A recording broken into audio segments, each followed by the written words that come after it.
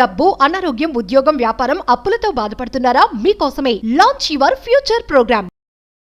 నమస్తే రమ్మగారు. నమస్తే జయ. రమ్మగారు, ఏదన్నా ఒక 4-5 ఎపిసోడ్లు వచ్చేలాగా ఒక సిరీస్ స్టార్ట్ చేద్దామండి. చేద్దాం జయ. విజయ విక్రముల కథ చెప్దాం. ఆ, విజయుడు విక్రముడు. ఓకే. ఇది నాకు పాత పుస్తకాల్లో దొరికింది జయ. చాలా కొంచెం పాతదే బుక్. ఏ సంవత్సరంలో పబ్లిష్ అయిందో కనపడలేదు, కానీ మానెం లింగరాజు గారు లింగరాజు గారు రాశారు దీన్ని. ఓహో, వారు ఎప్పుడు రాశారో, ఎందుకంటే భాష లేటెస్ట్ భాషగా లేదు, అదేలేండి. 70ల్లో భాష కాదనిపించింది. ఇంకా కొంచెం గ్రాంధికమైన భాషే ఉంది. మరి టఫ్గా ఉందని నేను చెప్పను, కానీ కొంచెం గ్రాంధిక భాషే ఉందన్నమాట. బాగుంది, మంచి కథ. ఓకే. ఒకవేళ లింగరాజు గారి తాలూకు వాళ్ళు ఎవరైనా ఈ కథ వింటే వారికి నా నమస్కారాలు. వారిని అనుమతి తీసుకునే అవకాశాలు అవి ఏమీ లభించలేదు. పుస్తకం పాతది కాబట్టి నేను ఆ కథని యథాతథంగా అక్కడ ఉన్నట్టుగా కాకుండా, భాష వేరేగా ఉంది కదా, సులువైన మార్గంలో అందించేస్తాను. తప్పకుండా రమ్మగారు. ఈ విజయ విక్రముల కథ ఏంటంటే, పూర్వమట మణిపురం అనే రాజ్యానికి న్యాయసింహుడు అని ఒక రాజుగారు ఉండేవారు. ఆయన భార్య పేరు ప్రభావతీదేవి. చాలా మంచి రాజు అట ఆయన. తెలుస్తుంది కదా, న్యాయసింహుడు. న్యాయసింహుడు బాగా పెట్టారు కదా. అదే కదా. ఎంతో అన్యోన్యంగా ఉండేవాళ్ళు. చాలా ధర్మం పట్ల నమ్మకము, న్యాయం పట్ల విధేయత, ఇలాంటి మంచి భావాలతోటి ఉండేవాడు. ఎంత బాగానో రాజ్యం చేసేవారు. రాజుగారు అంటే పంచప్రాణాలుగా ఉండేవాళ్ళట ప్రజలు. ఎప్పటికప్పుడు కాలం తప్పకుండా దేవాలయాల్లో పూజా విధానం నిర్వర్తించేవాళ్ళు. ఏ కాలంలో చేయవలసిన వ్యవసాయ పనులు ఆ కాలంలో చేయించి ప్రజలు సుభిక్షంగా ఉండేలాగా. దేశం సుభిక్షంగా ఎప్పుడు ఉంటుంది? సరైన సమయాల్లో, ఎండాకాలం నీటి ఎద్దడి లేకుండా చలికాలంలోనే బావులు పూడికలు తీయించడం, అవన్నీ ప్రత్యేకమైన పనులు కదా. ఈ మొక్కలు నాటించడము, రైతులకు అవసరమైన సహాయం చేయటం, వ్యాపారస్తులకు సపోర్ట్ చేయటం, ఏదైనా ఇబ్బందులు వస్తే పన్నులు తగ్గించుకోవటం, ఇట్లాంటివి చేసి చాలా సుభిక్షంగా ఉంచేవాడు రాజ్యాన్ని. ఎంత బాగానో ఉండేవాళ్ళు. చాలా కాలానికి సంతానం కలిగింది. ముందు ఒక కుమారుడు కలిగాడు. ముందు పుట్టిన కుమారుడి పేరు విజయుడు అని పెట్టారు, విజయసింహుడు. తర్వాత కొంతకాలానికి వెంటనే ఎక్కువ గ్యాప్ లేకుండా ఇంకొక కుమారుడు కలిగాడు. వీడి పేరు విక్రముడు, విక్రమసింహుడు.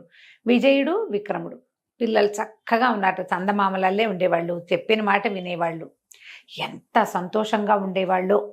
చదువుల్లో ప్రవేశపెట్టబడ్డారు. 5వ ఏడు రంగాన్ని చదువుల్లో పెడతారు. చక్కగా చదువు సంధ్య అన్నీ నేర్చుకుని బుద్ధిగా ఉండేవాళ్ళు. పిల్లల్లో ఆటకాయితనం, అల్లరి చిల్లరితనం, కొంటెతనం అవి లేవు. హుందా అయిన ప్రవర్తనతో చాలా బాగుండేవాళ్ళు. ప్రజలు కూడా మంచి రాజకుమారులు, బాగా మంచి వాళ్ళు కలిగారు. పిల్లలకి ధైర్య సాహసాలు అవి కూడా అభివృద్ధి అయ్యి దాంతోపాటు యుద్ధ విద్యలు అన్నీ నేర్చుకుంటే రాజ్యాన్ని రక్షించగలరు. ఇలా సంతోషంగా ఉండేవాళ్ళు. అయితే ఆ కాలంలోనట ఈ రాజభవనంలోనే బోలెడన్ని చెట్లు ఉండేవి. ఆ చెట్లల్లో ఒక పురాతన వృక్షం మీద గౌరపక్షి అని రాస్తారు. గౌరపక్షి అని ఒక పక్షి ఉండేదట, మగ పక్షి. అది దానికి జోడు దొరికేది కాదు. అది వెతుకుతూ ఉండేదట. ఎంత వెతికినా దానికి జోడు కుదరల. సీజన్లు గడిచిపోతుండేవి. అయితే ఆ గౌరపక్షి పెద్దదనుకుంటా బహుశా సైజులో, అందుకే ప్రత్యేకంగా చెప్పబడుతుంది. ఈ గౌరపక్షి అట ఎవరికైనా సరే జీవన సాఫల్యం ఎప్పుడు లభిస్తుంది? మనిషికైనా జంతువుకైనా జీవన సాఫల్యం ఎప్పుడు లభిస్తుంది? మామూలుగా మనం ఏమనుకుంటాం చెప్పు? సరైన తోడు దొరికి, తోడు సంతానం, ఆ రెండు కావాలి. తోడు లేదు, సంతానము లేదు. అందుకని ఈ పక్షట సింహళ దేశం దాకా ఎగిరి వెళ్ళి సింహళంలో ఒక పెద్ద గౌరపక్షితోటి స్నేహం చేసి దాని కూతురుతోటి జతకట్టింది. శ్యామ అనే ఒక పక్షితోటి జతకట్టిందట. కట్టి చాన్నాళ్ళు సింహళంలో ఉండి తన సొంత ఊరికి వెళ్ళిపోవాలని, రాజభవనం అంటే దానికి ఇష్టం, వెళ్ళిపోవాలని కొన్నాళ్ళకి పక్షిని అడిగిందట శ్యామని. మా ఊరు వెళ్ళిపోదాం, వస్తావా నువ్వు అంటే, భర్త ఎక్కడుంటే అక్కడ ఉంటాను అంది. నువ్వు ఏ ప్రాంతం వాడివైతే నేను నిన్ను ఇష్టపడ్డాను, మన ఇద్దరం జతకడదామని అనుకున్నప్పుడు నువ్వు ఎక్కడికి తీసుకెళ్తే అక్కడికి వస్తాను, నన్ను రక్షించే పూచి నీది కదా అని చెప్పి ఇతనితో పాటు ఈ గౌరపక్షితో పాటుగా శ్యామ కూడా మళ్ళీ మణిపురానికి వచ్చేసింది. వెనక్కి తిరిగి వచ్చినాయి. ఆ చెట్టు మీద కాపురం పెట్టుకున్నాయి. కొంతకాలానికి ఆడపక్షి శ్యామ గుడ్లు పెట్టిందట. గుడ్లు పిల్లలయ్యాక, కొంచెం పిల్లలకి ఎగిరే వయసు ఇంకా పూర్తిగా రాకముందే, పిల్లలైన తర్వాత ఈ శ్యామ ఏదో ఒక ఉండేలు బద్ద తగిలి మరణించేసరికల్లా ఆ పిల్లలు ఆడపక్షి లేక మగపక్షి చచ్చి చెరి ఎట్లాగో పెంచేది. ఇదంతా ఈ రాజభవనంలో ఉన్న వాళ్ళు చూసేవాళ్ళు. సెకండ్ ఫ్లోర్ థర్డ్ ఫ్లోర్ ఎక్కితే ఆ గూట్లో జరిగేదంతా కనపడేది. రాజుగారు రాణిగారు సైన్య సేవకులు అందరూ అది చూసేవాళ్ళు. కొన్నాళ్ళకి ఇది ఇప్పుడు ఈ గౌరపక్షి తనొక్కతే ఆహారం తీసుకురావడానికి వెళ్తే పిల్లల రక్షణ ఎట్లా, అందుకని అదంతా వెతికి వెతికి వెతికి వెతికి ఆల్రెడీ ఇది కాపురం చేస్తోంది, దీనికి గుడ్లు ఉన్నాయి, ఆడపక్షి ఉంది అని తెలుసుకున్నాక కొన్ని గౌరపక్షులు దీంతో స్నేహం చేసినాయి. ఒక ఆడ గౌరపక్షితోటి జత కట్టి దాన్ని గూట్లోకి తెచ్చిందట. తెచ్చేసరికి ఆడపక్షి రాగానే అదేం చేసింది, ఇవి రెండు జతకట్టి ఓ రోజంతా తిరిగి గూడు చేరినాయి. ఆ గూట్లో కూకబులాడుతూ ఇంకా రెక్కలు రాని పిల్లల్ని బయటికి తోసేసిందట ఆడపక్షి. ఆ చెట్టు మీద నుంచి పక్షి పిల్లలు కింద పడిపోయి పోయినాయి. రాణిగారు ఆ సౌధోపరి భాగం నుంచి దానంతా చూసింది, విపరీతంగా ఏడ్చింది ఆవిడ. ఎంత బాధపడిందో. ఇట్లా రెండో స్త్రీ వస్తే మొదట పుట్టిన పిల్లలు చచ్చిపోవాల్సిందేనా? పక్షులకైనా పక్షుల్లో కూడా ఇలాంటివి ఉంటాయి. మనుషులు ఇంకా ఎక్కువ చేస్తారు కదా. అది తిట్టి కొట్టి శాపనార్థాలు పెట్టి వాటిని బతికంతా కాల్చూ తినకుండా ఒక దెబ్బతో చంపేసింది. మరి మనుషులైతే చెండాడతారు. సరే, ఆవిడ ఆ దుఃఖంతో ఉండి ఉండి ఆ రోజు రాత్రి రాజుగారు అంతఃపురానికి వచ్చినప్పుడు ఆవిడ వాళ్ళంతా శోకాలు పెట్టి, నేను గనక తప్పి తగిలి చనిపోతే పిల్లల్ని మీరే పెంచండి కానీ ఇంకొక వివాహం చేసుకోవద్దు ఓకే అని పదే పదే చెప్పిందట.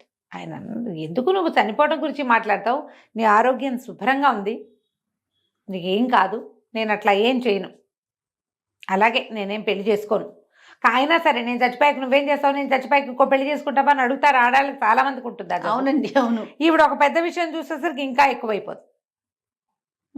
అయితే ఏమైంది, కానీ కొంతకాలానికి ఈ అసనిఘాతంలాగా తగిలిన ఆ సీను ఆవిడని లోపల లోపల గుండెల్లో తినేసింది. కొన్నాళ్ళకి హార్ట్ అటాక్ వచ్చి చనిపోయిందట ఆమె.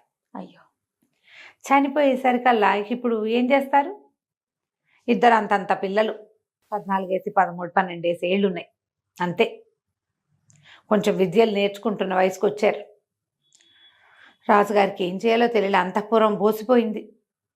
పిల్లల ఆలనా పాలనా సేవకులు చూస్తారు, కానీ తన పక్కన కూర్చొని రోజు అర్చన చేయడానికి దేనికి స్త్రీ లేకపోతే ఎట్లా? బాగా ఆలోచించి ఇంకో రాజకుమార్తెని తెస్తే, రాజు కదా రాజకుమార్తెని తెస్తే ఏం సమస్యలు వస్తాయో, ఆవిడ పుట్టింటి వాళ్ళు వచ్చేస్తారు, ఆవిడ ఇది చూపిస్తుంది, ఆవిడ తాలూకు ఏమంటారు ఝంకారం ఆవిడ చూపిస్తుంది కదా, ఎవరి అహంకారాలు వాళ్ళు ప్రదర్శిస్తారు.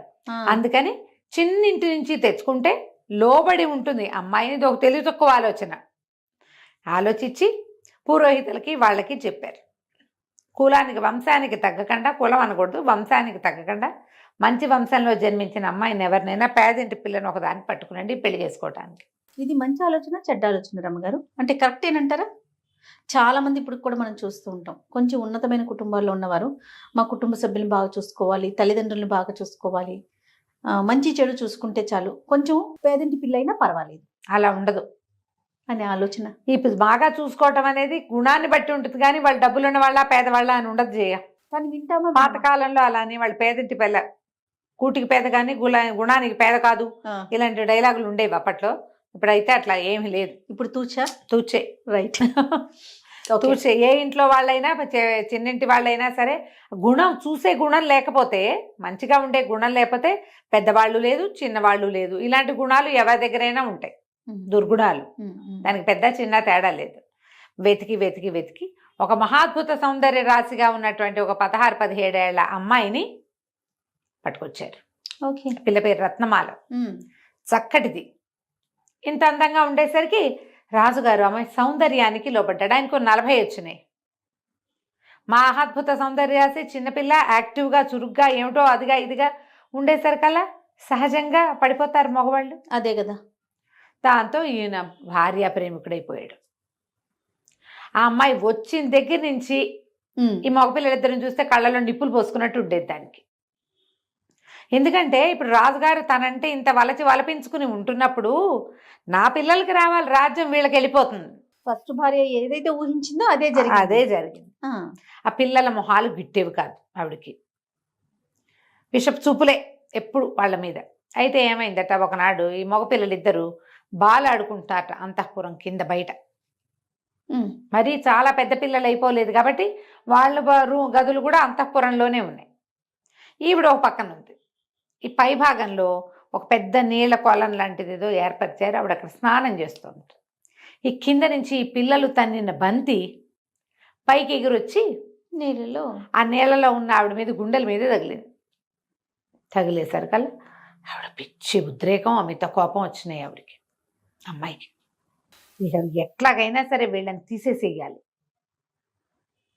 అని చెప్పి రాజుగారు వచ్చేసరికి రాజు దగ్గర విపరీతంగా ఏడ్చింది. వాళ్ళు వచ్చి ముట్టుకున్నంత సీన్ క్రియేట్ చేసింది. బా ఆ పిల్లలని చంపి వాళ్ళ గుండెలు పెకలించి చూపిస్తే గానీ నేను నీతో కాపురం చేయను అని గట్టిగా పట్టేసింది. ముందంతా రాజు ఆలోచించి ఇదేంటి సౌందర్యానికి పడిపోతే చివరికి నా పిల్లల్ని కాకుండా చేసేలాగా ఉందే అనిపించింది. ఒక పూట గడిచేసరికల్లా ఏమనిపించింది, పిల్లలేమిటి మళ్ళీ పుడతారు, ఓరి దుర్మార్గుడు. అంతే. పెద్ద భార్య పోతే చిన్న భార్య వచ్చింది, అలాగే పిల్లలు పోతే రారా పిల్లలు ఈమెకు పుడతారు కదా అని భావించి కుమారులిద్దరి గుండెలు పెకలించమని ఆజ్ఞించాడు. ఈ కథలో ఒక విచిత్రమైన విషయం ఏముందంటే, తల్లికి చిన్నప్పటి నుంచి అలా చెట్ల మీదకి పక్షుల్ని చూసే అలవాటు కదా, ఈ మగపిల్లలిద్దరికీ కూడా అలాంటి అలవాటు ఉంది. ఒక చెట్టు ఒక దూరంగా ఉన్న ఒక వటవృక్షం మీద దృష్టి పెట్టి ఉండేవాళ్ళు. వాళ్ళు పెద్ద మర్రి చెట్టు.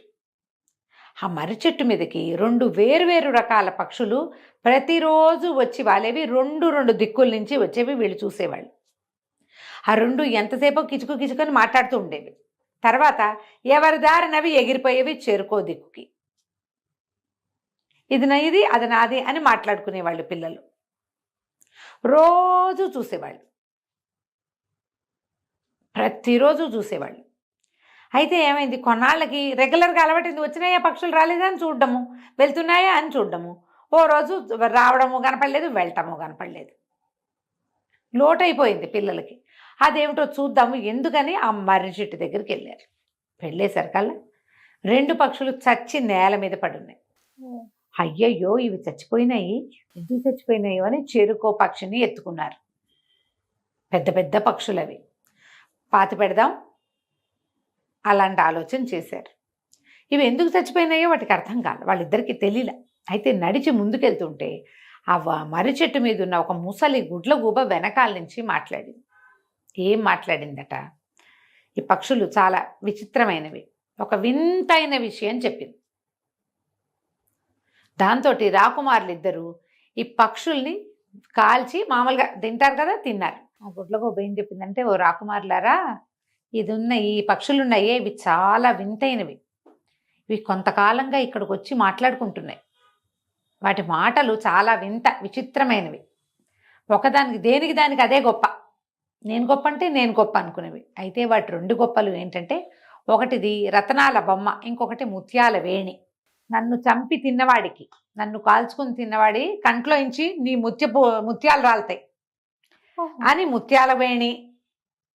నన్ను తిన్నవాడు నవ్వితే నవరత్నాలు రాలుతాయి, రత్నాలు రాలుతాయని రత్నాల బొమ్మ. వాదులు అడుకునేవి, నువ్వు గొప్ప నేను గొప్ప అని. దైవవశాత్తు అవి ఈరోజు మరణించి వెంటనే దొరికినాయి మీకు. వీటిని అవే మరణించినాయి, వాటికి సమయం అయిపోయింది. నేను ఎవరికి దొరుకుతానో వాడు అదృష్టవంతుడు. ఇప్పుడు దొరికింది, అది 2-3 రోజుల తర్వాత దొరికింది అనుకో, 2-3 రోజుల తర్వాత దొరికితే ఎవరు వాటిని తింటారు? తినరు. నన్ను కాల్చుకుని రెక్కలతో సహా నన్ను కాల్చి తిన్నవాడికి నోట్లో నుంచి నవ్వితే నా రత్నాలు రాలుతాయి అంటుంది ఒకటి.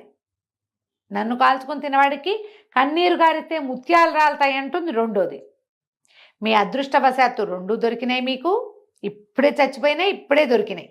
మీ అదృష్టాన్ని పరీక్షించుకోండి అని చెప్పి ఈ పిల్లలిద్దరు ఏం చేశారు, పక్షి మాంసం తింటాం సహజమే, అదేం పెద్ద విచిత్రము తప్పు అలాంటివి చెప్పకూడదు అని అనుకోకండి. ఒకవేళ మీ పిల్లలకి చెప్పకూడదు అనిపిస్తే మానేయండి, ఇంకోటి ఏదైనా రకంగా చెప్పండి. ఈ రోజుల్లో సహజమైతే కదా ఇది. అదే కదా. అక్కడి నుంచి ఏం చేశారు వీళ్ళు, పక్షుల్ని 2టిని కాల్చుకుని చెరిసగం మాంసం భుజించారు.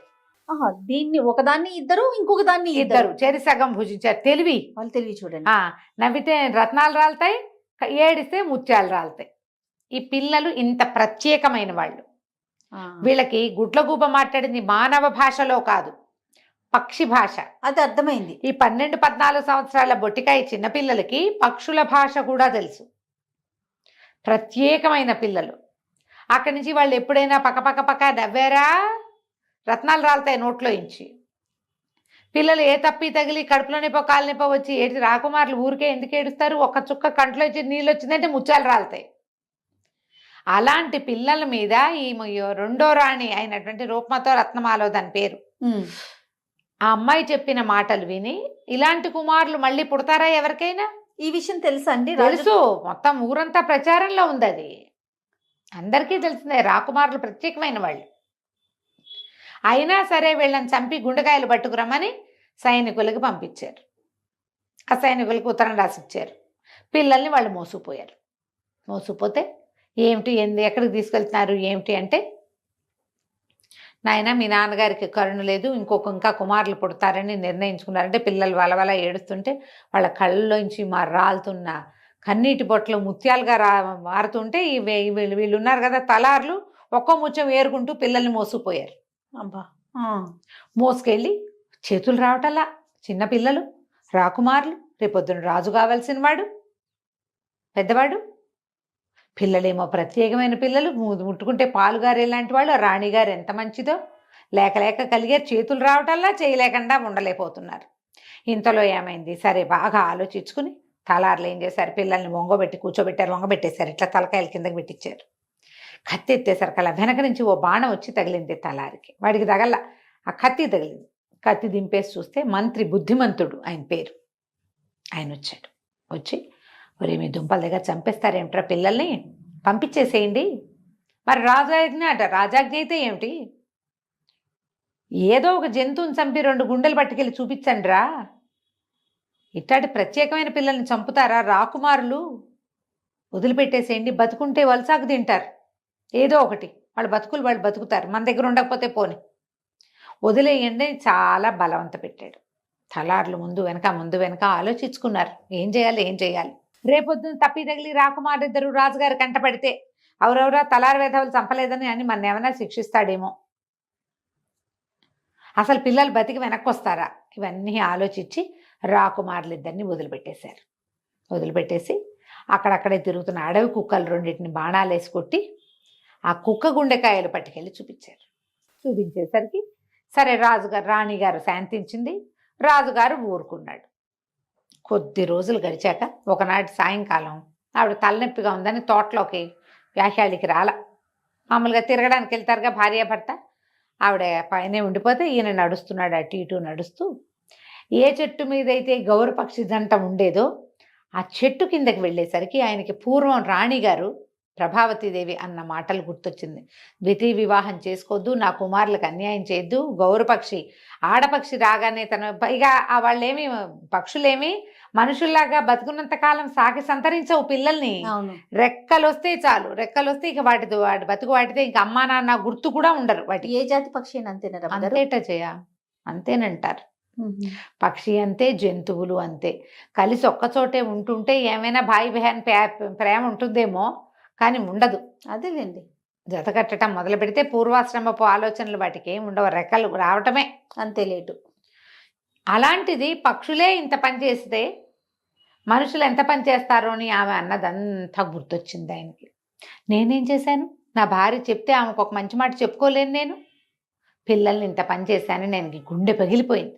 అప్పుడు గుర్తొచ్చింది, అప్పటికి తట్టింది.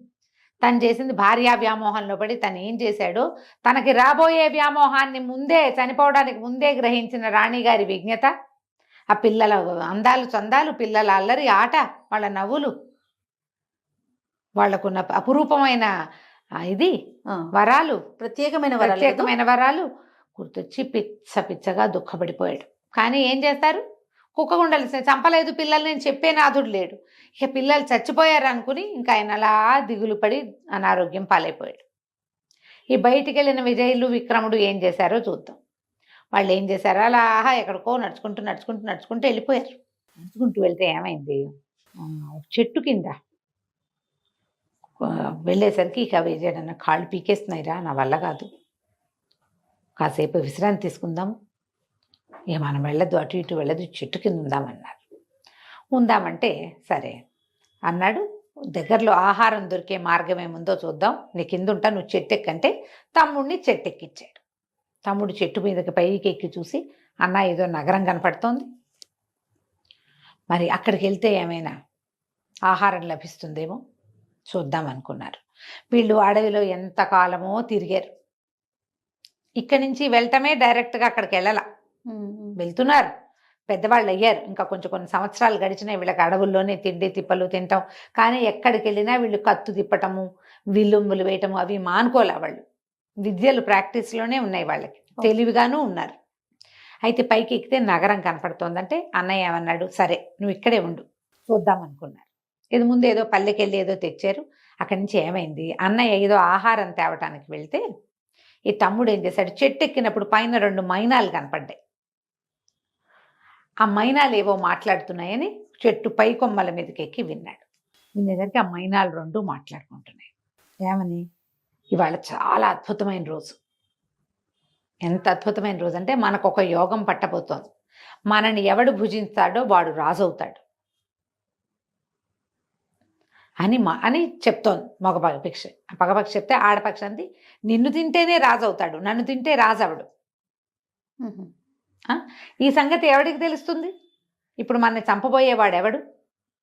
ఆనంగానే పిల్లాడు ఏం చేశాడు, టక్కిని పట్టేశాడు పక్షుల్ని. మళ్ళీ వాళ్ళు ఇన్ని రోజులు ఆహారంగా పక్షుల్నే తీసుకుంటున్నారు, పక్షులు గుడ్లు. మరి వాళ్ళు బతకాలి కదా, ఇంక వేరే దారేది ఆహారానికి? ఏవో కాయలు కసర్లు ఉంటాయి, మాంసాహారం కావాలి ఎంతో కొంత. పట్టుకున్నాడు. పట్టుకొని కిందకి వచ్చాక ఏమనిపించింది, ఈ పెద్ద మగపక్షిని నేను తినేస్తే నేను రాజు అయితే అన్నయ్య బంట అవ్వాల్సి వస్తుంది, అందుకని నేను తినకూడదు, ఇది అన్నయ్యకే పెట్టాలని అట్టి పెట్టాడు. అన్నయ్య ఆ పక్కనున్న ఊర్లోకి ఏదో చూసి ఏదో ఉప్పు కారం కొంచెం అవి ఇవి ఏవో పట్టుకొచ్చాడు. పట్టుకొస్తే అన్న ఇక్కడ మంచి బ్రహ్మాండమైన ఆహారం ఒకటి దొరికింది, మరి మంత్రం పక్షుల్ని కాల్చుకొని తిందాము, ఈ పూటకి తిండి లేకపోయినా పర్వాలేదు, నువ్వు తెచ్చిన వాటిని సర్దుకుందామని చక్కని నిప్పు రాజేసుకొని కూర్చుని రాత్రిపూట ఏం చేశారు, 2 పక్షుల్ని కాల్చి మగ పక్షిని పెద్దవాడు, ఆడపక్షిని చిన్నవాడు తినేశారు. తినేసి ఇక బయలుదేరారు. చిన్నవాడు గట్టిగా నమ్ముతున్నాడు, పక్షులు వాటిలో అవి మాట్లాడుకునేటప్పుడు అబద్ధాలు ఆడవు, అన్నయ్య రాజు అవుతాడని నమ్మాడు. వీళ్ళు వెళ్తుంటే ఒక సింహం ఎదురుపడింది. అది ఆహారం భుజించేసి ఉంది. భుజించి అదేం చెప్పిందంటే, మీరు ఒక పొరపాటు చేశారు, పక్షుల్ని కనుక కాల్చకుండా తినుంటే వెంటనే రాజైపోయేవాడు, మీకు ఏ ఇబ్బందులు ఉండేవి కాదు. కాల్చి తినటం వల్ల మీకు కొన్ని కష్టాలు తప్పవు, రాజవటం ఖాయం. కష్టాలు అయితే ఉన్నాయి, కష్టాలు మీకు, మీ ఇబ్బందులు ఇప్పట్లో తీరవు. ఎప్పుడో రాజ్యాన్ని వదిలేసి రోడ్ల మీదకి వచ్చారు వీళ్ళు, అడవిలో పడి ఉన్నారు. మీ సొంత రాజ్యం ఉన్నా మీకు రాజ్యం లేని పరిస్థితి, కానీ కొన్ని కష్టాలు ఇబ్బందులు మీకు తప్పవు అని చెప్పి వెళ్ళిపోయింది సింహం. వీళ్ళకి సింహం భాష కూడా వచ్చు, జంతువులు పక్షుల భాషలు. నడిచి చూద్దామనుకున్నారు. అన్నయ్యకి కూడా తెలుసండి ఈ విషయం? తెలిసిపోయింది, చెప్పాడు తమ్ముడు, ఇది తినేసే నువ్వని. ఓకే, వెళ్ళారు ముందుకి. వెళ్ళగా ఏమైంది, ఒక చెట్టు ఎక్కి చూస్తే దగ్గరలో నగరం కనపడతాం. అన్నయ్య అన్నాడు, నువ్వు ఉండు, నేను నగరంలోకి వెళ్ళొస్తా, ఏమైనా పట్టుకొస్తాను. ఇద్దరం వెళ్ళి ఇద్దరం దొరికిపోయే బదులు నేను రాకపోతే నువ్వు నా కోసం వద్దు కానీ అని చెప్పి తమ్ముడిని ఇక్కడ అట్టి పెట్టాడు. కుర్రవాడు నగరంలోకి వెళ్ళాడు. ఆ రోజున ఆ నగరంలో, అది భద్రావతి నగరం, యువరాణికి ఇవి జరుగుతున్నాయి. ఏమిటది, మన స్వయంవరం జరుగుతుంది అక్కడ. ఎంతమందిలో రాజులు వచ్చి ఉన్నారు. అయితే యువరాణి ఏం ప్రతిజ్ఞ చేసిందట, భద్రగజం ఎవరి మెడలో దండ వేస్తుందో వాడిని పెళ్లి చేసుకుంటానని చెప్పింది. బాగుంది. వీడు ఏదైనా పని కానీ డబ్బులు కానీ అవకాశం కోసం కానీ వెళ్తే ఇదంతా జనమంతా ఆ సభలోకి వెళ్తుంటే ఈ కుర్రాడు కూడా సభలోకి వెళ్ళాడు, ఈ విజయుడు కూడా. ఆ భద్రగజం దోపలంతా తిరుగుతోంది, అదంతా యువతలకు వచ్చి సాధారణమైన బట్టల్లో యువతల నుంచున్న ఈ విజయుడు మెళ్ళ వేసిందంట. అందరూ కేకలు పెట్టారు, ఇదేంటి రాజకుమారులు వదిలేసి ఎవరో మామూలు వాడిని పట్టింది ఇది. కొంతమంది యువకులు పరిగెత్తుకుంటూ వచ్చేస్తే దండ తీసేశారు మెళ్ళలోంచి. వీడు కాదు అన్నారు. మళ్ళీ ఏనుకి దండ ఇచ్చారు. ఆ కుర్రాన్ని పోరా అవతల కంటే వీడు ఇటుపోయి ఇటు నుంచి పోయి అవతల పక్కన ఉంచున్నాడు. అదంతా తిరిగి వచ్చి మళ్ళీ వీడి మెళ్ళలోనే వేసింది దండ. యువరాజు మీకు కుర్రాడి మెళ్ళలోనే దండ వేస్తుంది. 2 సార్లు 3 సార్లు ఎన్నిసార్లు దండ తీసినా అది అక్కడే వేస్తాం. 3 సార్లు అయింది. అయ్యేసరికి అంత గగ్గోలు పెట్టారు, ప్రజలు అరిచి కేకలు పెట్టారు. యువరాణి ప్రతిజ్ఞ ఏమిటి, దండే ఎవరికి ఎవరి మెడలో వేస్తే పెడితే వారే. వాడు ముష్టివాడైనా మాస్టివాడైనా చేయవలసిందే పెళ్లి. యువరాణి కూడా తను ఒప్పుకున్న దానికి తను ప్రతిజ్ఞ చేసింది కదా, ఏనుగు చేసిన ఎంపికని నేను గౌరవిస్తానని.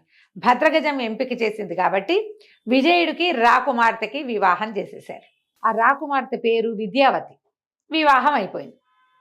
వివాహం అయిపోతే వివాహపు వేడుకలను జరిగిన ఈ అబ్బాయి స్నానం చేశారు, మంచి బట్టలు వేశారు, గందరగోళంగా జరిగింది. అయితే ఈ స్వయంవరానికి వచ్చిన వాళ్ళలో మధుకరుడని ఒక రాజు. అతనికి నచ్చల. ఎలాగైనా ఈ విజయుని చంపేసి విద్యావతిని హ్యాండిల్ ఏమైనా సంపాదించాలి అన్న కోరికతోటి ఉన్నాడు.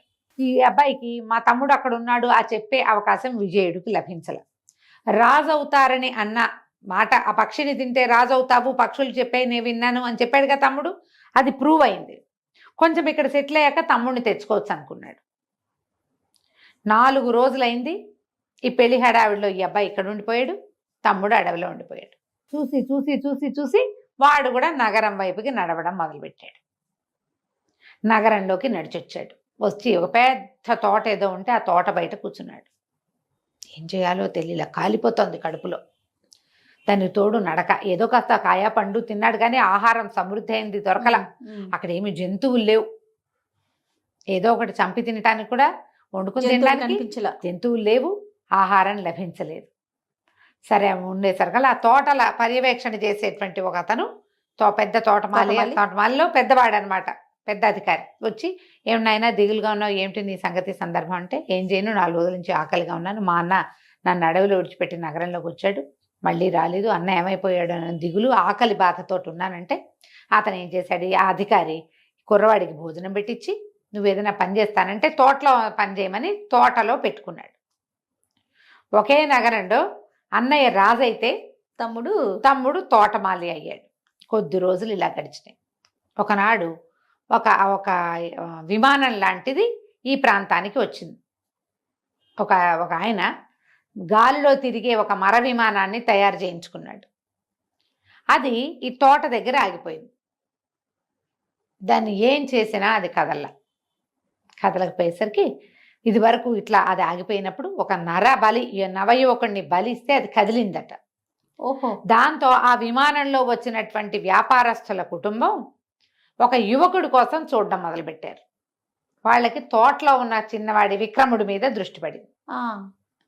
విక్రముడి కోసం ప్రయత్నం చేశారు. ఈ తోటమాలిల మీద అధికారి ఉన్నాడు కదా, ఈ కుర్రాడు నా హయాంలో ఉన్నాడు, 1,00,000 వరహాలు ఇస్తే కుర్రాడిని ఇస్తానని ఒప్పుకున్నాడు. 1,00,000 రూపాయలకి నరబలికి విక్రముడిని అప్పచెప్పాడు. అమ్మేస్తే వాళ్ళేం చేశారు, పిల్లాడిని దగ్గర తీసి మాట్లాడి, మా ఇది ఆగిపోయింది, మేము వచ్చిన విమానం ఆగిపోయింది, అందుచేత నిన్ను బలివ్వటానికి కొన్నామని చెప్పేశారు. కలివిడి లబోదిబొమ్మని లబలబలాడి, నన్ను బలివ్వద్దు, మీ విమానాన్ని నేను బాగు చేసి పెడతా, బలిస్తే అయిపోదు, విమానాలు యంత్రాలు అవి రిపేర్ చేయాలి, నేను ప్రయత్నం చేస్తానని శ్రద్ధగా దాని ఏర్పాటంతా చూసి కొన్ని మీటర్ల కిందకి పైకి తిప్పి కాస్త రిపేర్ చేసేసరికల్లా అది కదలటం మొదలుపెట్టింది. వాళ్ళు ఆ 1,00,000 వదిలేసుకుని ఈ అబ్బాయిని కూడా వదిలిపెట్టి, బాబు వెళ్ళిపో, అనవసరంగా నిన్ను బలిచ్చేవాళ్ళము, నీ వల్ల రిపేర్ ఎట్లా చేయాలో కూడా తెలిసింది మాకు, వాళ్ళకి ఇంత పిల్లలు ఉంటే వాళ్ళని దగ్గర కూర్చోబెట్టుకుని చూపించాడు, ఇది నొక్కాలి, ఇది లాగాలి, దీనివల్ల ఇది కదులుతోంది, ఇది సరి చేస్తే అది సరిపోతుంది, గ్రీజ్ పెడితే కూడా సరిపోతాయి ఒక్కొక్కసారి పెద్ద పెద్ద ప్రాబ్లమ్స్.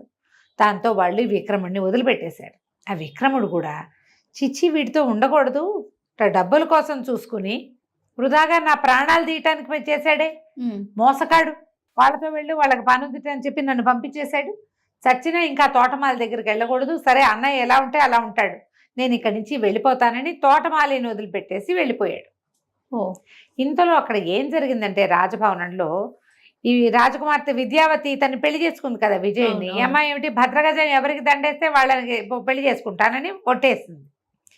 ఆ గుంపు చాలా మంది వచ్చారు రాజకుమారులు. వచ్చిన వాళ్ళలో మధుకరుడు అనే ఒక రాజకుమారుడు, వాడు హట్ అయ్యాడు కదా, అతను ఏం చేశాడంటే తన రాజ్యంలో చాటింపు వేసేట, ఎవరైతే విద్యావతిని నాకు తెచ్చప్పచెప్తారో వాళ్ళకి అర్ధరాజ్యం ఇస్తాను. ఏది పెళ్ళైన పిల్లని రాజ్యంలో సగం మందికి నచ్చల ఆ మాట, వివాహితం తెచ్చుకోవటమే కర్మ.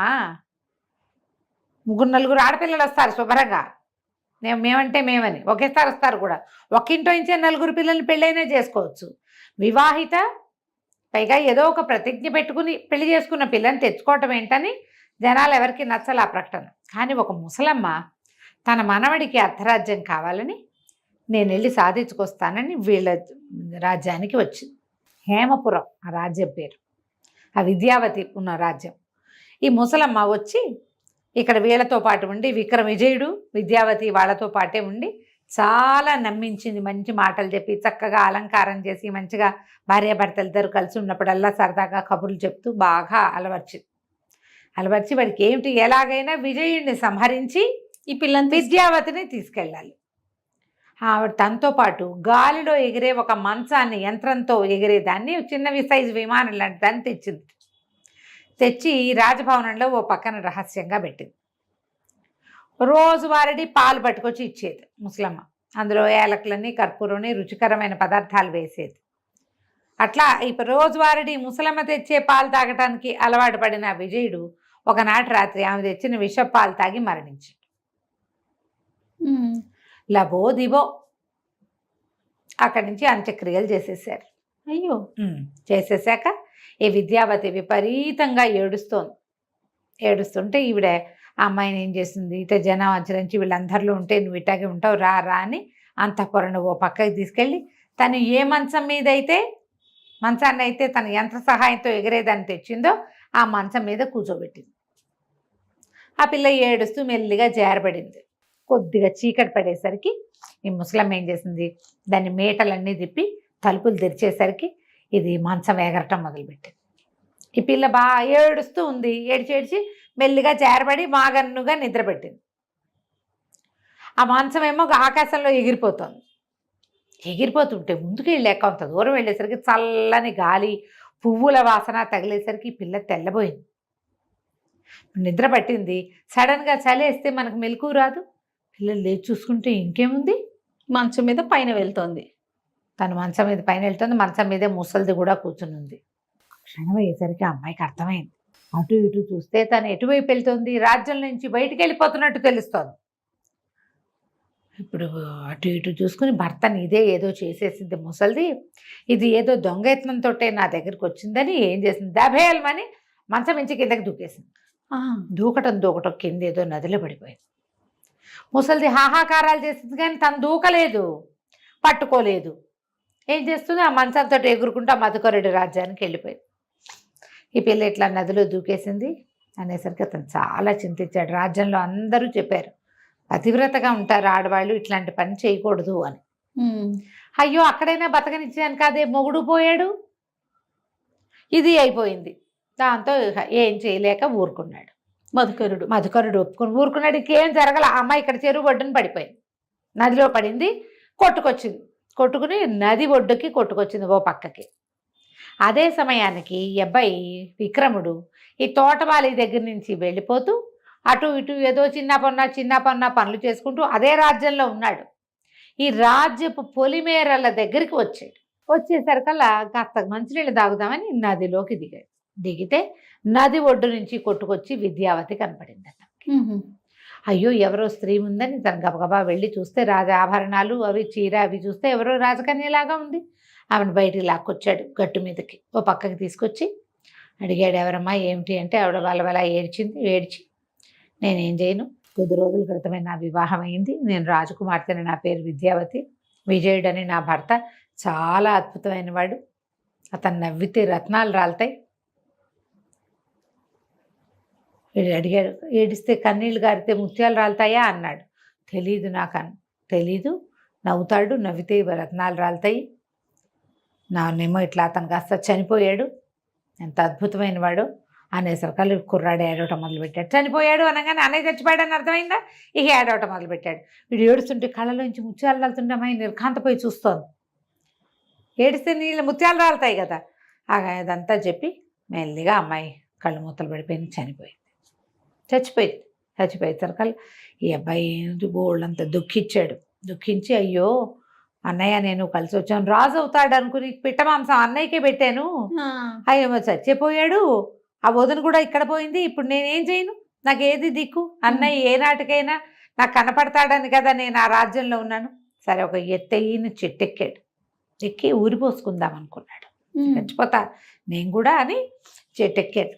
ఎక్కేసరికల్లా కింద నుంచి ఎవరో ఒక ముసలమ్మ కేకలు పెట్టింది, బాబు బాబు చెట్టు మీదకి దిగు, ఆత్మహత్య మహాపాపం, కిందకి రా కిందకి రా, నీకు ఒక మంచి మాట చెప్తానని కేకలేసి వేసేసరికల్లా పైకి అర్థం కాల, ఎవరో పిలుస్తున్నారని దిగాడు. దిగితే ఎందుకు నాయన చెట్టు ఎక్కావో, ఊరిపోసుకోబోతున్నావు, ఏం చేస్తున్నావు, ఎందుకు చేస్తున్నావు, నవ్వ యువకుడులా ఉన్నావు, చిన్నపిల్లాడివి, ఈ వయసులో నీకు మరణం ఏమిటి నాయన అనేసరికల్లా ఈ అబ్బాయి బాగా దుఃఖించి ఏం చేయము, లేక లేక కలిగాం మా అమ్మకి, మమ్మల్ని ఏమో మా పెంతల్లి ఇట్లా చేసింది, మా అన్నయ్య చనిపోయాడు, వదిన కూడా ఇప్పుడే చనిపోయింది, నేను కూడా చచ్చిపోతాను, ఇంకెందుకు ఇక్కడ ఉండటం అంతే అనేసరికల్లా ఆవిడంది, నాయన ఆత్మహత్య మహాపాపం, చచ్చిపోయిన వాళ్ళని బతికించే ఒక మంత్రం చెప్తా నీకు, నాతో రా అని చెప్పి ఇతన్ని వెంబడ పెట్టుకుని తీసుకుపోయింది. తీసుకెళ్తే ఒక పర్ణశాల లాంటి దాంట్లోకి వెళ్ళారు. వెళ్తే అక్కడ ఒక ముని ఒక ఆయన మరణించి పడున్నాడు.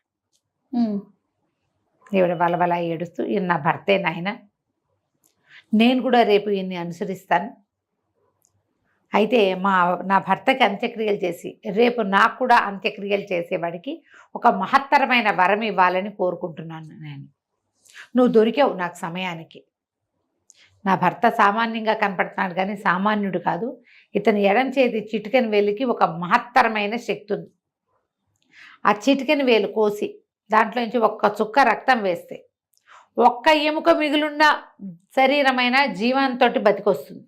ఓహో, మేము కూడా ఇప్పుడు రేపొద్దు ఇవాళ మరణిస్తే రేపు ఇతని రక్తంతో ఇతన్ని బతికించవచ్చు నేను, మళ్ళీ నేను చచ్చిపోతే తన రక్తంతో నన్ను బతికిస్తాడు కూడా. మేము ఎన్నో వందల సంవత్సరాలుగా తపస్సులు చేసుకుంటూ ఉన్నాం, ఇక జీవతీర్చ లేదు మాకు, అందుకని ఈ అద్భుతమైన వరాన్ని ఎవరైనా మంచివాడికి ఇచ్చి వాడితోటి మా అంత్యక్రియలు చేయించుకోవాలని మా కోరిక అని చెప్పి, నువ్వేం చేస్తావంటే ఒక చాకు తీసుకొని ఒక కత్తి ఇచ్చింది, ఇతను చిటికెన వేలు కోసి, తర్వాత నీ చిటికెన వేలు కోసేసుకో, నీ చిటికెన వేలుని అతనికి అమర్చు, ఆ చిటికెన వేలుని నీ వేలుకి పెట్టుకో, తర్వాత నీకు చెప్తాను విషయం అంది. కుర్రాడు బాగా ఆలోచించి ఆ చనిపోయి పడి ఉన్న ముని గారి ఎడం చేతి చిటికెన వేలు నరికేశాడు మొదట, అది తీసుకున్నాడు. తర్వాత తన వేలు కట్ చేసినాడు, నెత్తురు కారిపోతుంది, పై ప్రాణాలు పైన పోతుంది. రాజకుమారుడు అవడంతో కొంచెం మోయగలడు అనమాట నెప్పిని. ఇవి తీసి ఆయన వేలుకి కరెక్ట్గా ఎక్కడి నుంచి తీసాడో అక్కడ పెట్టాడు. తర్వాత ఆయన వేలుని నీ వేలు మీద పెట్టుకొని ఆయన అని ఏం చేసింది, కత్తితో పాటు ఒక వేరు ఇచ్చింది, ఆ వేరుతోటి ఇట్లా రాసి ఇలా చుట్టేసరికల్లా ఆ ముని తాలూకు వేలు వీడి దగ్గర అతుక్కుపోయింది. ఓ, దీనికి ఒక్క బొట్టు ఇట్లా సూది పెట్టి గుచ్చి ఒక డ్రాప్ వేస్తే చచ్చిపోయిన వాళ్ళు బతుకుతారు. బాగుందిగా. అక్కడి నుంచి ఏం చేసింది, ఆయన నా భర్తకు అంత్యక్రియలు చేద్దాం పట్టు అంటే కుర్రాడు ఏం చేశాడు, బయటికి వెళ్ళి ఒక చీటి పేర్చి ఈ మునిగారి శవాన్ని మోసుకెళ్ళి అక్కడ పెట్టి దాని మీద నదికి పోయి శుభ్రంగా స్నానం చేసి వచ్చి సరే ఆమె చీతి వెలిగించి మర్నాడు ఉదయం అస్థి సంచయనం కూడా చేసి తన నదిలో కలిపాడు. ఆవిడ చాలా సంతోషించి, నాయన ఇవో రాజ్యం పొలిమేరలే కదా, మీ అన్నయ్యని ఎక్కడ దహనం చేశారో నీకు తెలిసి ఉంటుంది కదా రాజకుమారుని, పద అక్కడికి వెళ్దామని. ఇతను ఆవిడ ఇద్దరు కలిసి వెళ్ళారు. వెళ్తే రాజుగారి శ్మశానం దాకా వెళ్ళి శ్మశానంలో వాళ్ళని కనుక్కున్నారు. ఎక్కడ మొన్న కొత్త రాజుగారు యువరాణి భర్తని దహనం చేశారు, బోర్డు అది పెట్టుంది. ఈ కుర్రాడు వేలికి ఒక చిన్న ఘాటు పెట్టి నెత్తురు ఆ మట్టి మీద వేస్తే అక్కడున్న ఆ వాట్లలోంచి చిన్న చిన్న అవశేషాలు మిగులుతాయి. 2 రోజులు కూడా కాలేదు, ఒక్క రోజేగా అయ్యింది. అవును, లేచి కూర్చున్నాడు విజయుడు. తమ్ముడిని చూసి కావలేసుకున్నాడు, ఏమిట్రా నాయన నువ్వు ఇక్కడ ఉన్నావు, ఎక్కడికి వచ్చావు, నేను ఎక్కడన్నా నువ్వు ఎక్కడున్నావు, ఇదేమిటి ఇక్కడ ఉన్నాం మనం అంటే జరిగిందంతా చెప్పాడు. చెప్పిన తర్వాత ఇక విద్యావతి మరణించింది, ఆమె జోలు లేదు వీళ్ళకి. అయ్యో, ఇక ఈ బతికొచ్చిన దీంట్లో అది మర్చిపోయారు. అక్కడి నుంచి మర్నాడు ఏమైంది, ఆ ముసలమ్మతో కలిసి ఆవిడ దీనికి వచ్చారు, ఆశ్రమానికి వస్తే మర్నాడు ఆమె మరణించింది. అన్నదమ్ములు ఇద్దరూ కలిసి దహన సంస్కారాలు చేశారు. చేసిన తర్వాత ఇంక అక్కడి నుంచి బయలుదేరి వెళ్ళిపోయారు. వీళ్ళు వెళ్ళగా కొంత దూరంలో వెళ్ళిన తర్వాత ఒక చందనపు వృక్షాలున్న ఒక వనంలోకి ప్రవేశించారు. మ్మ్. ఓ గంధపు చెట్టు, చందనపు వృక్షం అంటే గంధపు చెట్టు, గంధమేగా. ఆ గంధపు చెట్టు కింద విశ్రాంతిగా పడుకున్నారు. ఆ గంధపు చెట్టు మీద ఒక రాజహంసల జంట గూడు కట్టుకుని ఉన్నాయి. వీళ్ళకి పక్షి భాష తెలుసు. తెలుసు, కానీ పక్షులు లేవు. ఆ, గూట్లో పిల్లలు ఉన్నాయి. ఓహో. వీళ్ళ గంధపు చెట్టు పక్కన పడుకుంటే ఇంతలో ఏమైంది, అక్కడ ఒక పెద్ద మహాసర్పం ఒకటి ఉండేది. అది గుడ్లుని కానీ పిల్లల్ని కానీ తినేసేది. దానికి ఆహారం దొరికితే దొరికినట్టు, ఎప్పుడైనా దొరకకపోతే పైకెక్కి చూసి ఏముందో తిని తినేసేది. పడేసేది. పాము ఇట్లా పైకి వెళ్తుంటే పిల్లలు అమ్మో అమ్మో అమ్మ అమ్మ అని పిలిచినాయి. భయం వేస్తోంది అని వీళ్ళకి వినపడింది. మామూలుగా పక్షి కూతలుగా భావిస్తే పక్షి కూతలే, అదే పట్టించుకునేవాళ్ళు కాదు. అక్కడి నుంచి విజయుడు ఏం చేశాడు, రయ్యమని లేచి ఆ పైకెక్కుతున్న పాముని 2 ముక్కలుగా కొట్టేశాడు. తెగి పడిపోయింది పాము. పక్షి కూతలు మానేసినాయి. వీళ్ళిద్దరూ పక్కన పడుకొని నిద్రపోయారు. ఆ రాజహంసలకి ఇప్పటికి ఎంత కాలంగానో ఆ గంధపు చెట్టు మీద గూడుంది, పిల్లలు బతకటం లేదు వాటికి. ఓకే. ఏ పూట సాయంత్రం వచ్చేసరికి గుడ్లు ఉంటాయా లేదా భయమే, పిల్లలు ఉంటాయా లేదా భయమే. ఈసారి గుడ్లు పిల్లలయ్యాయి, పిల్లలు ఉంటాయో ఉండవో తెలీదు.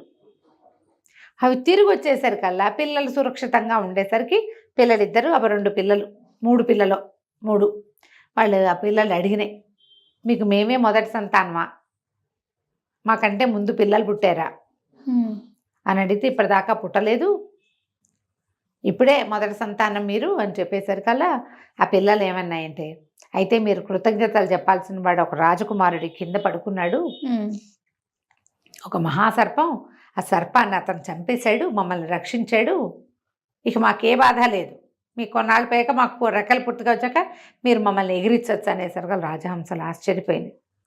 2 దిగొచ్చి ఈ రాజకుమారులు ఇద్దరు పడుకున్న చోట కూర్చుని ఏడవటం మొదలుపెట్టాయి. విపరీతంగా శోకించింది. రాజకుమారులు ఇద్దరు లేచారు. లేస్తే వాళ్ళు అన్నారు, మేమేం చేయలేదు మిమ్మల్ని, మేము మీ జోలికి కూడా రాలా, ఊరికే పడుకున్నాం, రేపు లేచి వెళ్ళిపోతాం, నేను చేసిన పొరపాటల్లో ఒక రాజసర్పం పైకి చెట్టెక్కుతుంటే దాన్ని కొట్టేశాను, గంధపు చెట్టుకి దెబ్బ తగిలిందా, మీకు ఏమైనా ఇబ్బంది అయిందంటే అవి 2 తెగేడిచి, నాయన ఇప్పటికి ఎంతకాలంగానో పిల్లలు దక్కలేదు మాకు, మా పిల్లల్ని దక్కించిన మహానుభావుడివి, నీకు ఏ సహాయమైనా చేయగలుగుతాం మేము, ఓకే, నీకు ఏది కావాలంటే అది చేస్తాము అని చెప్పి కావలిచ్చుకుని ఎంతో సంతోషంగా వాళ్ళతో పాటు గడిపినాయి. పూలబంతి అనే రాజకుమార్తెను చూసి ప్రేమలో పడ్డాడు విజయుడు. హంస ఏం చేసింది, రాయవారానికి ఉత్తరం రాయించి, నువ్వు ఉత్తరం రాయి, నలదమయంతుల మధ్య రాయవారం చేసింది మేమే కాబట్టి మేము పనిచేస్తానని ఉత్తరం రాయించి పూలబంతి దగ్గరికి తీసుకెళ్ళింది. ఆ పూలబంతి కూడా ఆ ఉత్తరం చూసుకుని, నేను నిన్నెంత మొదటి చూపులోనే ప్రేమించాను, మా కోట దగ్గరకు వచ్చేసేయి, రాత్రి ఒక తాడు వదిలిపెడతాము, నువ్వు అది పట్టుకుని పైకి వచ్చేసేయి అని ఉత్తరం రాసింది. రాసేసరికల్లా ఆ ఉత్తరం పుచ్చుకుని హంస అక్కడికి తీసుకెళ్ళి, ఈ ప్రయత్నం ఎందుకు, ఇదంతా వద్దు, మన దగ్గర రాక్షసుడు ఉన్నాడు, ఇంతకుముందు బ్రహ్మరాక్షసుడి దగ్గర ఉండేవాడు కదా జ్వాలాముఖుడు, అతన్ని పిలిపించు, అతని క్షణాల్లో నిన్ను తీసుకెళ్తాడు, తెల్లవారుజామున నువ్వు వచ్చేదాకా అక్కడే ఉండమని చెప్పు అని చెప్పి జ్వాలాముఖుడిని పిలిపించి జ్వాలాముఖుడు భుజాల మీద ఎత్తుకుని విజయుడిని అంతఃపురానికి చేర్చాడు. రోజు అంతఃపురానికి వెళ్తాం, తెల్లవారే మళ్ళీ జ్వాలాముఖుడితో వచ్చేయటం. తెల్లారేసరికి జ్వాలాముఖుడు వెళ్ళిపోతాడు, పగలు కనపడ్డు కదా. అవును.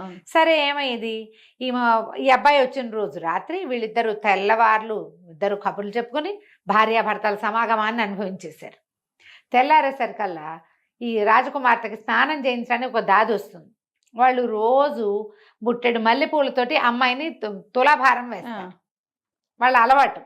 పిల్ల బరువెక్కింది, వాళ్ళకి అర్థం కాలే, అట్టేట బరువెక్కింది, రాత్రికి రాత్రి ఏమైంది చూస్తే ఒక రోజుకి పిల్ల సమాగమం వల్ల పెరిగిపోతుంది.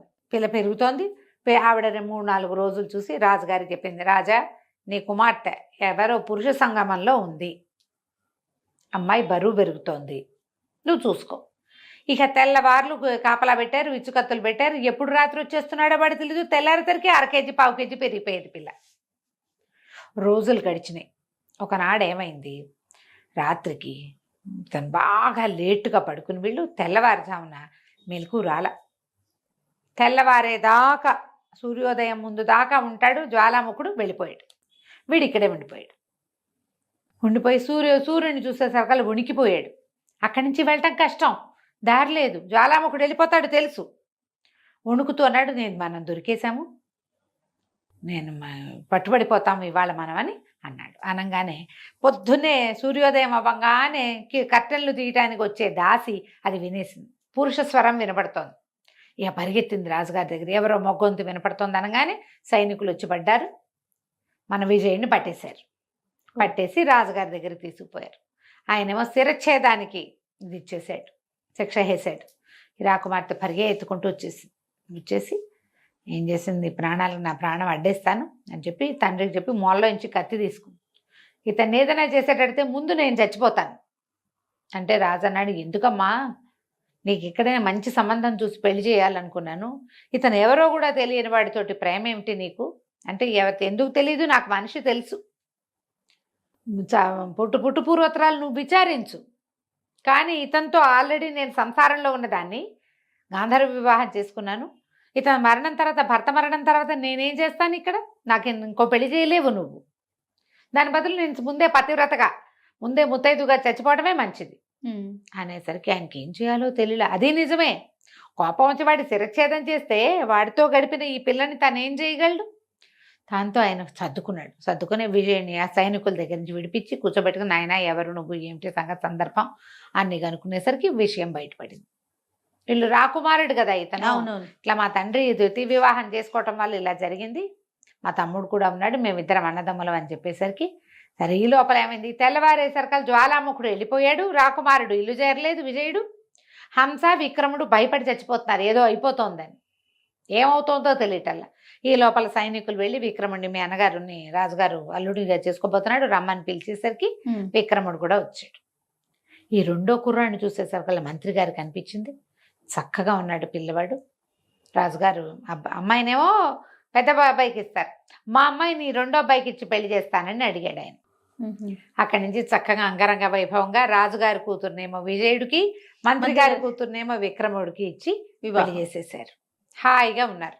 అయితే అక్కడ ఏమైంది, ఈ పిల్లల్ని ఆయన గుర్తొచ్చింది కదా వీళ్ళ నాన్న, భార్య ఏం చెప్పింది బాధపడుతూ, ఆయన కళ్ళు పోయినాయి ఏడ్చి. ఆ రూపమతికి కూడా ఏమనిపించింది, ఆవిడకేమో ఎప్పటికే సంతానం కలగల, ఇంతకాలం అయిందా, 10 ఏళ్ళు అయిపోయింది, 12 ఏళ్ళు, ఇన్నేళ్ళు అయిపోయింది కదా పిల్లలు బయటకు వచ్చేసి, ఇది కనీసం తలకొరివి పెట్టే దిక్కు లేకుండా అయిందే, రాజుకి లేదు నాకు లేదు, వృధాగా ఆ పిల్లల్ని చంపించానని సవితి కుమారులను ఉంచుకుంటే రాజ్యానికి దిక్కుండేది, రాజుకు తలకొరివి పెట్టేవాళ్ళు, నన్ను చూసుకునేవాళ్ళు, నేను ఈ పని చేశాను, పొరపాటు చేశానని చాలా దుఃఖపడేది ఆవిడ కూడా. అయితే ఈ హంసట ఒకరోజు ఇది అన్నదమ్ములిద్దరికీ చెప్పింది, మీరు హాయిగా ఉన్నారు, సుఖంగా ఉన్నారు, కానీ మీ నాన్న మీకోసం ఏడ్చి కళ్ళు పోగొట్టుకున్నాడు, ఓహో మీ సవితల్లి కూడా దుఃఖంగా ఉంది, ఈ రాజ్యం అంతా అలోలక్షణాన్ని అఘోరిస్తోంది, ఎందుకంటే వారసులు లేరు అని అనేసరికి వీళ్ళు ఏమన్నారు, సరేనని రాజుగారితో చెప్పి ఈ జ్వాలాముఖుడి సహాయంతో ఒక వాహనం తయారు చేసుకుని దాని మీద భార్య సమేతంగా తమ రాజ్యానికి వెళ్ళిపోయారు. ఎవరో పరరాజులు దండెత్తొస్తున్నారు అనుకున్నారట వీళ్ళని చూసి, ఎవరో వస్తున్నారు మన మీదకని, ఏమని శబ్దం చేస్తూ పైనుంచి వస్తే మీద పడతారనుకుంటారు కదా. అక్కడి నుంచి వీళ్ళు వెళ్ళి తండ్రిని చూసి తాము బతికే ఉన్నామని తెలియజేసరికి ఆనందం పట్లిపోయారు. బుద్ధిమంతుడు ఉన్నాడు, వీళ్ళకి ఒక మంత్రి ఉండేవాడు కదా, ఆయన రాజకుమారులను గుర్తుపట్టాడు, వీళ్ళు బతికే ఉన్నారనే సంగతి అతనికి తెలుసు కదా. అక్కడి నుంచి కావలించుకున్నారు. సరే వీళ్ళు ఏం చేశారు, ఈ జ్వాలాముఖుడి సహాయంతో కళ్ళు కూడా తెప్పించారు తండ్రికి.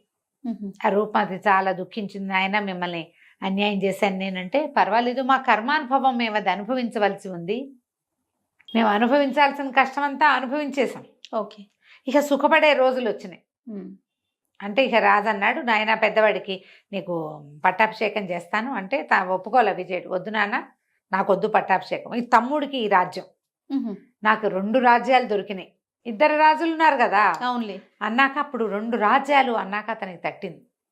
తమ్ముడిని అడిగాడు, నువ్వు నన్ను ఎలాగో బతికించావు, విద్యావతిని బతికించలేదు మనము, అప్పుడు గుర్తొచ్చింది. అప్పుడు ఏమన్నాడు, మనం ఆమెను కూడా బతికించవచ్చు అంటే, మరి అక్కడ శవం ఉందో లేదో, ఒక్క ఎముకున్నా చాలని చెప్పాడు. అక్కడి నుంచి తండ్రిని ఆ హంస భార్యలు ఇద్దరు భార్యల్ని తల్లిదండ్రి దగ్గర అట్టపెట్టి వీళ్ళిద్దరూ ఆ జ్వాలాముఖుడి సహాయంతో ఎక్కడైతే విద్యావతి మరణించి ఆమె శవం పడిపోయిందో నది ఒడ్డున, ఓ పక్కన ఎక్కడో పడుంది, అక్కడికి వెళ్ళారు. ఆ శరీరం దగ్గర శరీరం అంతా అయిపోయింది, బొంకలు పోగ్గా ఉంది. అప్పుడు ఏం చేశాడు విక్రముడు, తన చిటికెన వేలుని పొడిచి ఒక రక్తపు చుక్కని అక్కడ వేశాడు. వేసేసరికల్లా ఆవిడ ఠకీమని లేచి కూర్చుంది. అప్పుడే నిద్ర నుంచి లేచినట్టు లేచి ఓ ఏడుస్తుంది, నాదా చనిపోయావా అని. ఈ ప్రత్యక్షంగా కనపడేసరికి ఆశ్చర్యపోయింది. భర్తను ఎట్లా బతికొచ్చావు నువ్వు, ఎలా జరిగింది ఇది అనేసరికి అదంతా చాలా పెద్ద కాశీ మజిలీ కథ చెప్తానని చెప్పి ఆమెని తన ఇది ఎక్కించుకుని, ఈ వాహనం చేశారు కదా ఒక భూతాల వాహనం, అది ఎక్కించి ఆమె తండ్రి రాజ్యానికి తీసుకెళ్ళి తను బతికే ఉన్నట్టు విద్యావతి కూడా జీవించే ఉన్నదని ఆమెకు పిండ ప్రదానం చేశారు వాళ్ళు. అవును, తీసుకెళ్ళి చూపించి తర్వాత అక్కడి నుంచి తండ్రి దగ్గరికి వెళ్ళి తన పూలబంతిని కూడా తీసుకుని, పూలబంతి తండ్రికి ఒకతే కూతురు, విద్యావతి తండ్రికి ఒకతే కూతురు, ఈ 2 రాజ్యాలకి రాజయ్యి విజయుడు రాజ్యాన్ని పరిపాలన చేశాడు. ఇక్కడేమో విక్రముడేమో తండ్రి రాజ్యాన్ని ఏలుకున్నాడు, సుఖంగా సంతోషంగా ఉన్నారు. విజయ విక్రముల కథ ఇది ఆఖరి భాగం ఉందన్నమాట. కర్మానుసారం ఏవి జరగాలనుంటే అవి జరుగుతాయి. రాజకుమారుల్లో ఎప్పుడైనా సరే బాధకో భీతికో లేకపోతే డిప్రెషన్కో లోనయ్యి ఏ సూసైడ్లో చేసుకుంటే వాళ్ళ జీవితంలో ఇంత అద్భుతమైన రోజు వచ్చేదా? అవును, ఉంటుంది. ప్రతి వాడికి ముందు కాలం మంచి కాలమే ఉంటుంది. ఎప్పుడు కూడా ముందు వచ్చేవి మంచి రోజులే. ఇవాళ మనం కష్టపడుతున్నాం బాధపడుతున్నాము అంటే రేపు రాబోయే రోజు మంచి రోజు. ఆ రోజు కోసం ఆగాలి, దానికోసం నిలబడాలి, దానికోసం ప్రయత్నం చేయాలి, హోప్ఫుల్గా ఉండాలి తప్ప అప్పటికప్పుడు ఇక చాలే ఈసారికి ఇంకా చాలు ఇదంతా నేను పడలేనంటే ఇక నువ్వు దేనికి నిలబడ్డట్టు? అంతేగా. అపూర్వమైనది మానవ జన్మ, ఇంతకు ముందు లేదు, ఇక ముందు రాకపోవచ్చు. దొరికిన ఈ శరీరాన్ని కాపాడుకోవాలి, హాయిగా సంతోషంగా ఉండేందుకు అవకాశం మళ్ళీ వస్తుందని నమ్మి దాని మీద దృఢంగా ఉంటే వీళ్ళిద్దరు చూడు రాజకుమారులు, తండ్రితోటి చంపించాలన్న మాట అనిపించుకున్న వాళ్ళు చివరికి తండ్రికి ఆసరా అయ్యారు, ఎన్నో రాజ్యాలు సంపాదించుకున్నారు హాయిగా. కథ కంచికి మనం ఇంటికి. రైట్ రమ్మ గారు, నమస్తే. నమస్తే జయ.